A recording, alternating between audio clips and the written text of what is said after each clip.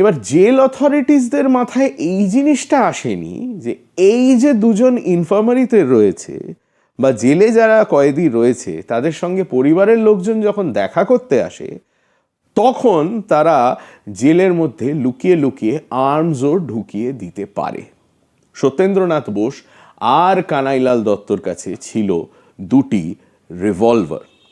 তারপর 31শে অগস্ট এর সেই দিন সত্যেন্দ্রনাথ বোস আর কানাইলাল দত্ত বললেন যে তারা নরেন গোসাইয়ের সঙ্গে একটু কথা বলতে চান, তাকে যেন ইনফার্মারিতে নিয়ে আসা হয়।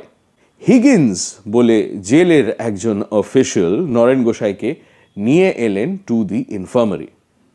সত্যেন আর কানাই বললেন যে আমরা ওর সঙ্গে একটু আলাদাভাবে কথা বলতে চাই, আমরা একটু বারান্দায় যাচ্ছি। গেলেন এবং তারপরেই শোনা গেল গুলির শব্দ। তারপর